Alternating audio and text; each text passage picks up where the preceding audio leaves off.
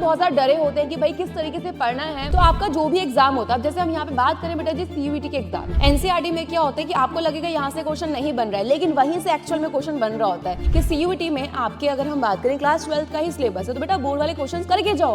आपने बायो पढ़ा, फिर आपने फिजिक्स पढ़ा, देन आपने केमिस्ट्री पढ़ा, है ना, फुल मॉक टेस्ट। भाई मॉक टेस्ट बहुत ज्यादा जरूरी होते हैं। कहीं कहीं पर आपका ऐसा होगा कि डायरेक्ट क्वेश्चन बन रहा होता है एनसीईआरटी से। टाइम को कैसे मैनेज करना है, तो बेटा जी रोज आपका नहीं मारना है, तुक्का अगर मारोगे बेटा नहीं पता सही है गलत है। हेलो बेटा जी, कैसे हो आप सब? आई होप आप सब बहुत अच्छे हैं, मस्त है एंड सभी सेफ हैं गाइस। तो स्टार्ट करते हैं आज के सेशन को। एंड गाइस ये जो सेशन रहने वाला है काफी ज्यादा इंपॉर्टेंट रहने वाला है, क्योंकि आपको पता लगेगी एक ऐसी स्ट्रेटेजी जिसके जरिए आप अपने एग्जाम को क्लियर कर सकते हैं। काफी बच्चे ना बहुत ज्यादा डरे होते हैं कि भाई किस तरीके से पढ़ना है, मैम पूरे दिन को किस तरीके से यूटिलाइज करें, किस टाइम पे क्या पढ़े, एंड पढ़ भी रहे हैं तो वहां पे किस तरीके से हमें पढ़ने की जरूरत है। तो काफी बच्चे ना बहुत ज्यादा परेशान होते हैं। तो आपको परेशान होने की सबसे पहली चीज कोई भी जरूरत बेटा जी नहीं है। तो स्टार्ट करेंगे बिना देर करे। सबसे पहले यहाँ पे बात कर लेते हैं कि बेटा जी अगर हम बात करें कि जब आपका कोई भी एग्जाम आता है, सबसे पहले उसके आपको एग्जाम पैटर्न को समझना होता है कि भाई आखिर इसका पैटर्न क्या है। तो आपका जो भी एग्जाम होता है, जैसे हम यहाँ पे बात करें बेटा जी सीयूईटी के एग्जाम की, तो सबसे पहले ये समझो कि आखिर इसका पैटर्न है क्या, है ना। तो यहाँ पे क्या पैटर्न है, कहाँ से क्वेश्चन ज्यादा आते हैं, क्या आपको पढ़ना है, ये सब बेसिक चीजें होती हैं जो आपको पता होनी चाहिए, ठीक है। अब अगर हम बात करते हैं बेटा सिलेबस की, तो आपके क्लास 12 का सिलेबस ही आता है, ठीक है। एंड यहाँ पे अगर हम बात करें कि क्लास 12 में कुछ ऐसे कॉन्सेप्ट होते हैं जिनको समझने के लिए कुछ आपके क्लास 11 के कॉन्सेप्ट को बेटा जी पढ़ने की जरूरत होती है।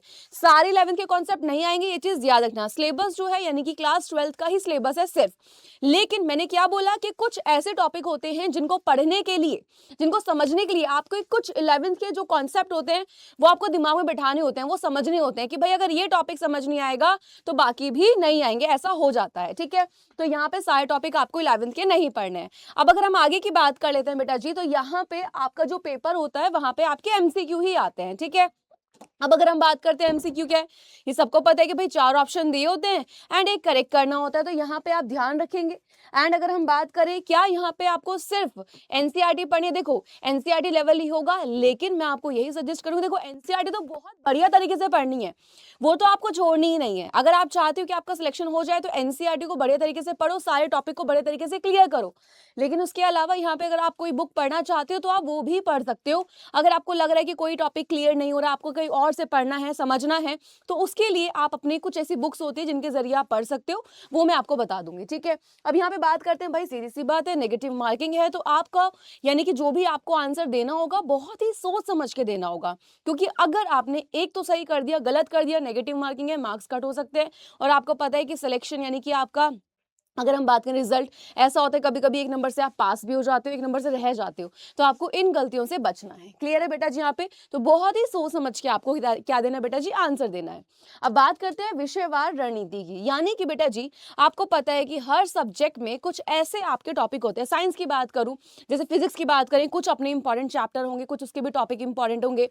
सेम केमिस्ट्री में भी होगा, लेकिन मैं आपसे यहाँ पे बात कर रही हूँ बायो की, क्योंकि वो आपके जो सब्जेक्ट वाले टीचर है वो आपको बता देंगे, ठीक है। अब एनसीईआरटी जो है बेटा लाइन बाय लाइन पढ़ो। क्यों? क्योंकि आपको नहीं पता कहां से क्वेश्चन बनता है। तो वहां पे होता क्या है कि जब आप पूरे टॉपिक को पढ़ लेते हो, एनसीईआरटी में क्या होता है कि आपको लगेगा यहां से क्वेश्चन नहीं बन रहा है, लेकिन वहीं से एक्चुअल में क्वेश्चन बन रहा होता है। तो एनसीईआरटी लाइन बाय लाइन पढ़ो ताकि आपको हर लाइन क्लियर हो जाए एंड आपको कोई भी प्रॉब्लम ना आए। और याद रखना डायग्राम तो बेटा जी बहुत ज्यादा जरूरी है, क्योंकि डायग्राम बेस्ड क्वेश्चन भी आते हैं। एंड याद रखना अगर डायग्राम नहीं आते होंगे तो आप उन क्वेश्चन को नहीं कर पाओगे। तो डायग्राम जो आपको बताए जा रहे हैं काफी इंपॉर्टेंट है, तो प्लीज उनकी प्रैक्टिस करिएगा। प्रैक्टिस क्यों करनी है? ताकि आपको नाम याद रहे कि आखिर कौन सा पार्ट क्या है, इस तरीके से क्वेश्चन आते हैं। नेक्स्ट बात करें, ज्यादा फोकस बायो में आपको किस पे करना है, आपकी बेटा जेनेटिक्स एंड इवोल्यूशन वाली यूनिट, ठीक है, यानी कि जैव विकास वाली।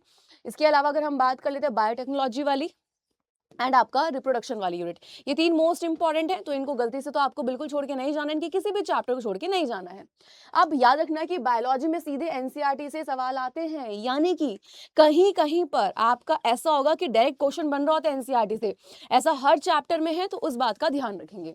आगे बात करें टाइम मैनेजमेंट स्ट्रेटेजी, टाइम को कैसे मैनेज करना है, तो बेटा जी रोज आपको 6 से 8 घंटे पढ़ना है। वो बच्चे जिन्होंने ड्रॉप लिया है उनके लिए बहुत आसान है, लेकिन जो बच्चे अभी बोर्ड का एग्जाम दे रहे हैं, तो आप इस टाइम को यानी कि पहले अपने बोर्ड एग्जाम को देकर उसके बाद में आप इस टाइम टेबल को फॉलो कर सकते हैं। तो रोज 6 से 8 घंटे पढ़ना है। और याद रखना कि जो आपकी हार्ड स्टडी होती है, ठीक है, आपकी यानी कि ये मान लो कि आप पढ़ रहे हो 5-6 घंटे, लेकिन उसमें आपने कुछ भी काम का नहीं पढ़ा है, लेकिन वहीं पे आपने 1 घंटा पढ़ा, लेकिन ऐसा पढ़ा कि आपके बढ़िया सारे बहुत सारे क्वेश्चन रेडी हो गए। तो बेटा स्मार्ट स्टडी करनी है, याद रखना हार्ड वर्क करो, ठीक है? हार्ड वर्क करो, लेकिन याद रखना कि भाई स्मार्ट वर्क भी ज़रूरी होता है, ठीक है? आप पढ़ रहे हो, मेहनत कर रहे हो, बहुत अच्छी बात है, लेकिन ये याद रखना कि स्मार्ट स्टडी बहुत ज़्यादा ज़रूरी है। यही सिलेक्शन कराने में काफ़ी ज़्यादा हेल्प करती है। जैसे आपने बायोलॉजी को बेटा डेली 2.5 घंटे दे दिया, फिजिक्स को 2 घंटे, केमिस्ट्री को 2 घंटे, इस तरीके से आपका एक टाइम टेबल सेट हो जाता है जिसके ज़रिए आप हर सब्जेक्ट को टाइम दे सकते हो एंड अपना रिवीजन या फिर कोई टॉपिक पढ़ना है तो वो यहाँ पे आप कर सकते हो, ठीक है? अब आगे की बात करें रिवीजन, तो बेटा एमसीक्यू की प्रैक्टिस करो, डेली करना है। लाइक आपने बायो पढ़ा, फिर आपने फिजिक्स पढ़ा, देन आपने केमिस्ट्री पढ़ा, है ना? इसके बाद में आपने क्या करना है कि जो भी आपके एमसीक्यू हैं, आप यानी कि फॉर एग्जांपल आपने एक चैप्टर को पढ़ा, अब क्या करने हैं उस चैप्टर के कुछ एमसीक्यू की प्रैक्टिस करो, देखो कितने क्वेश्चंस के आप आंसर कर पा रहे हो। इस तरीके से आपको करना है, फिर धीरे-धीरे पीवाईक्यू, इस तरीके से एक पूरी स्ट्रेटजी होती है जो फॉलो करनी होती है। तो एमसीक्यू से आपको फायदा मिल जाएगा यहाँ पे, अगर आप 1 से 1.5 घंटा प्रैक्टिस करोगे कि आखिर कितनी आप तैयारी कर पा रहे हो। आप उतने ज़्यादा सोचो, अगर आप डेली 1 डेढ़ घंटा एमसीक्यू की प्रैक्टिस कर रहे हो, सोचो एग्जाम आते-आते आप कितने सारे क्वेश्चंस की प्रैक्टिस कर चुके होंगे, है ना? आगे आ जाओ, नेक्स्ट बात करें, हफ्ते में 2 से 3 फुल मॉक टेस्ट। भाई मॉक टेस्ट बहुत ज़्यादा ज़रूरी होते हैं, इससे आपको पता लगता है कि आपकी तैयारी आखिर कितनी है, कहाँ पर आप वीक हो। तो मॉक टेस्ट ज़रूर दें एंड हर टेस्ट के बाद एनालिसिस ज़रूर करें। ये क्यों ज़रूरी है? ताकि आपको पता लग जाए कि आखिर आपकी गलती है कहाँ, कहाँ पे आपको सुधार की ज़रूरत है। आगे की बात करते हैं, गलत सवालों की अलग कॉपी बनाओ। अब आपने एक पेपर सॉल्व किया, आपके जो सवाल गलत थे उनको अलग कॉपी में लिखो ताकि आपको पता रहे कि आप इन सवालों में बार-बार गलतियां कर रहे हो, यानी कि ये क्वेश्चंस आपको नहीं आ रहे। फिर वहां पे जब आप उनको सॉल्व करते हो, आप प्रैक्टिस करते हो वापस से, तब आपकी जो गलतियां होती है वो आप सुधार लेते हो एंड एग्जाम में उन गलतियों से बच जाते हो। बेस्ट रिसोर्सेज, तो एनसीईआरटी तो बेटा बहुत जरूरी है, तो गलती से आप नहीं छोड़ सकते, ठीक है?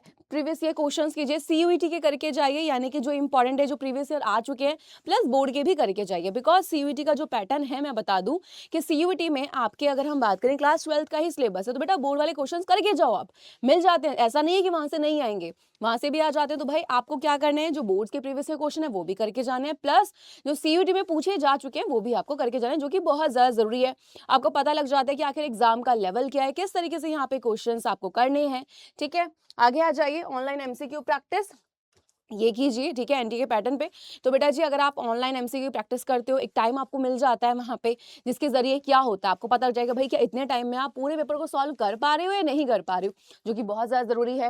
एंड फाइनल गोल्डन टिप्स, तो सबसे पहले गेस मत मारो, बिकॉज नेगेटिव मार्किंग है, तुक्का नहीं मारना है। तुक्का अगर मारोगे बेटा, नहीं पता सही है गलत है, पता चला नेगेटिव मार्किंग इतनी ज्यादा बढ़ गई, आपके जो नंबर आए थे वो भी नहीं आए, तो गेस नहीं करना है, तुक्का नहीं मारना है, ठीक है? बायोलॉजी और इनऑर्गेनिक से ज्यादा स्कोर बनाओ, plus revision equal to success की चाबी।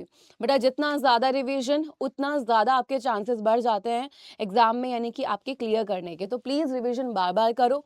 याद रखना कि अगर आप रिवीजन बार बार करोगे, आपका टॉपिक उतना अच्छे से क्लियर होगा, टॉपिक क्लियर होगा तो आप क्वेश्चन प्रैक्टिस वैसे ही अच्छे से कर पाओगे, यानी कि आपके सारे आंसर सही होना स्टार्ट हो जाएंगे एंड आपका कॉन्फिडेंस भी बढ़ेगा। कंसिस्टेंसी या मोटिवेशन, देखो मोटिवेशन तो बेटा आप में खुद में होना चाहिए क्योंकि आपके सपने हैं, लेकिन याद रखना कि कंसिस्टेंसी बहुत ज़्यादा जरूरी है। अगर आप 6 घंटा रेगुलर पढ़ रहे हो और उसी कंसिस्टेंसी के साथ पढ़ रहे हो तो बेटा आपका सिलेक्शन पक्का है। तो प्लीज याद रखना, मेहनत करनी है एंड सिलेक्शन अपना करवाना है। ओके है, मैं मिलती हूँ आपसे आपकी क्लास में अपने टॉपिक और क्वेश्चंस के साथ, तब तक के लिए bye bye and take care guys.